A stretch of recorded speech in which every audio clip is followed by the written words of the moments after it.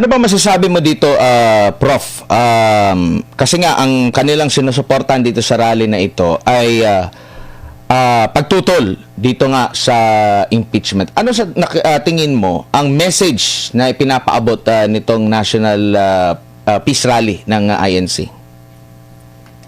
Well, ang number one dyan is ayaw ng impeachment. Pero ang balita ko, itutuloy yung tatlo sa House. Ang House nag-convene kanina, ngayon may plenary session sila. So, tingnan natin kung anong mangyayari sa susunod na araw kasi ang pagkakasabi kanina, yung tatlong naunang final na impeachment ay i-refer sa Committee on Justice. Yung pang-apat na sinusubukan nilang makakuha ng 1/3 votes, hindi nakaya yun, 6 lang daw ang pumirma at ayaw i-file ito sa araw na ito. Ang problema doon, pag re-refer mo kaagad sa justice yun, may 10 days ang speaker to refer it and then magtitingin sa form and substance and then magkakaroon ng hearings yan.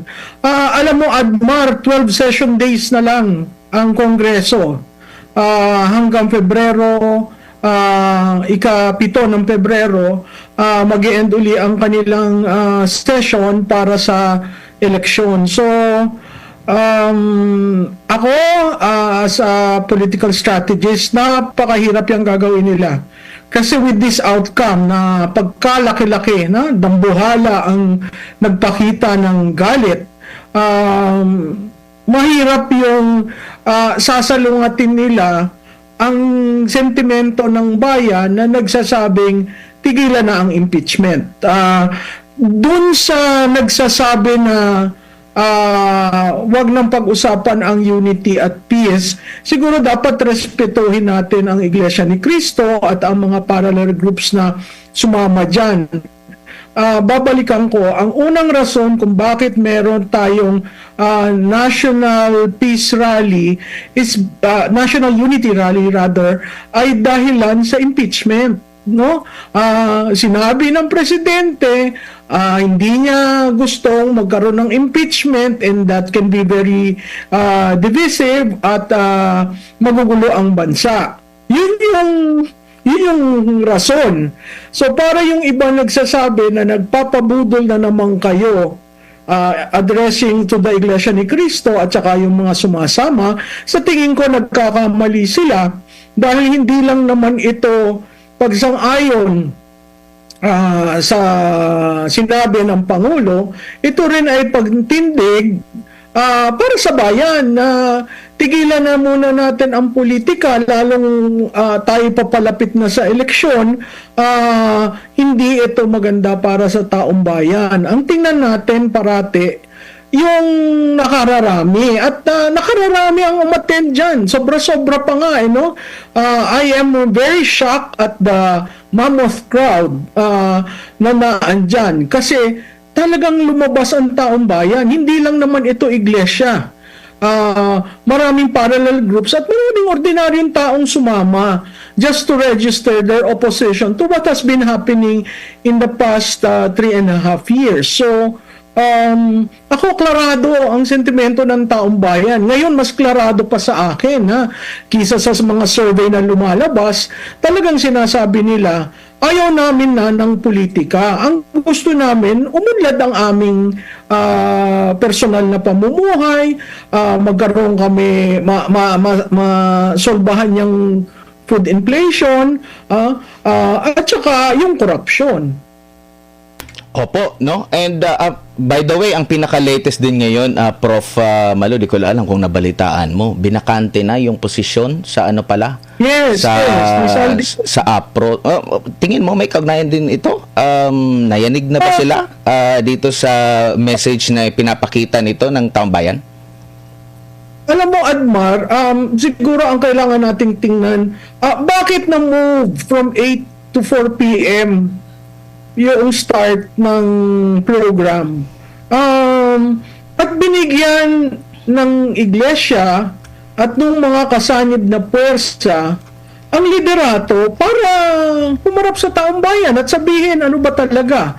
Unfortunately, hindi niya yung ginawa. So, at ang naghaing, ang nag-motion to declare all seats, not all seats, the seat of the chairman of appropriation was the son. So, hindi ko alam kung peace offering yan. Kung peace offering yan, sino maglilinis ng kinalat, ng pagkakalat na ginawa sa GAA? Tandaan mo, napirmahan na yung GAA, pero wala pang naiimprenta. So, hindi ko alam kung linilinis pa, nagkakaroon ng insertion or what. Napakadelikado lahat yung ginagawa sa GAA kasi kung titingnan mo, nagalit ang tao dahil saan? Dahil sa PhilHealth, yan ang una. Pangalawa, yung na-discover nila sa unprogrammed fund, di ba? Pangatlo, yung ginawa sa PDIC, ang daming ginagawa sa rason ng fiscal space na nagugulat ang taong bayan kasi ang naaapektuhan sila. So nakita rin natin, ang dami na nagsasabi, itigil na yung AKAP. Ang AKAP is now being defined as equivalent to vote buying. Tapos sasabihin ng chairman ng COMELEC, yun daw programa ng gobyerno, basta wala daw politiko. Di sana alsin pati yung TARPS. Naglipa na ang TARPS tuwing may distribution. So, hindi naman ho yan pera ng mga politiko. Pera yan ni Juan de la Cruz. At alam mo, Admar, kaya ako natutuwa, maraming middle class ang sumama sa rally ngayon. Bakit ko nasabing middle class? Kasi makikita mo yung, kung umikot ka sa kanila at nakinig ka, umayo ka lang, makinig ka, makikita mo ang pinag-uusapan nila, magkano ang nabibili nila sa 1,000. Magkano ang sweldo nila. So meaning, hindi ito DE. At karamihan may sasakyan, 'di ba? Pribadong sasakyan, except the members that were given the vehicles. So makikita mo, this is a combination of the middle class as well as the angry voters. Yung sinasabi ko sa inyo dati na protest vote. So, again, the science of the crowd tells you that there is a shared sense of commitments, a shared value, at napakalakas nitong grupong ito. Kung yan depende kung ano mangyayari ngayong hapon at sa susunod na mga araw. Kung hindi magkaroon ng reforma, napakalaking puwersa nito.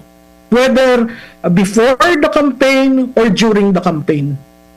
Oo, and si Marcos Jr. mismo ang nagsabi. Kumbaga, nakita mo ba na wala talagang power siya at iba yung nagko-control sa ating ngayong gobyerno. Kasi sa kabila ng panawagan niya, parang ito nga ta, 'di ba, yung sinasabi na sinusuportahan ng INC yung pahayag ng ni Marcos Jr. na wag na ngang ituloy itong kasi lang 'to magkakaroon lang ito ng sobrang gulo at apektado nito ang buong bansa. Pero sa kabila nito, 'di ba, meron pa yatang pang-apat na impeachment complaint na nakaumang. Makikita mo talaga, sa tingin ko, pwedeng na, again, babalik tayo dun sa impaired judgment, paiba-iba o magdesisyon At nakikita mo na wala siya yung titindigan at sasabihin, hindi, ayoko niyan. Wala siyang ganun. So parang ang sense ko, nakikinig siya, o for so long as kaya niyong i-implement, sige. Wala siyang sinasabihang itigil niyo yan. Kasi kahit dun sa pagkasabi, hindi ko sinasang-ayunan. 'Di ba? Tapos ang sumunod doon, February 26 yun, nagkaroon ng fellowship. Doon sa fellowship sa Malacanang with the legislators from the House of Representatives, nagkaroon ng manifesto na isa sa provision ng manifesto, hindi itutuloy ang impeachment. Anong ginawa nila doon sa manifesto? Binigay pa nila yun sa iglesia na parang proof na, ito, pwede nyo kaming panghawakan. Ano nangyari? So ako, pambubudol na naman yung ginagawa na sinabi, tapos hindi naman sumunod sa leader, tapos ngayon, patuloy pa rin ang ang paninira sa mga Duterte at sa mga kasamahan ng Duterte.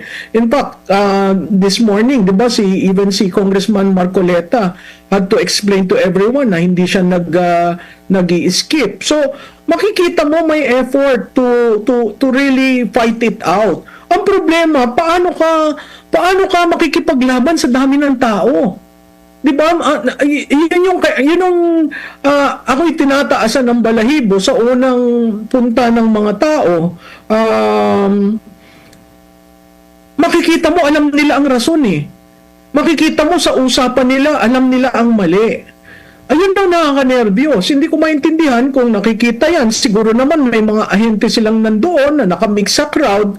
Makikita nila na legitimate concerns ang pinag-uusapan ng mga sumama doon. Hindi sila magkakakilala. Hindi sila pareho ng relihiyon. Pero nagsasabi na, ma'am, magkano bang kayang ibili na ng sweldo mo? Ma'am, ano ito sa PhilHealth? So, alam nila yung reasons why. Kaya napaka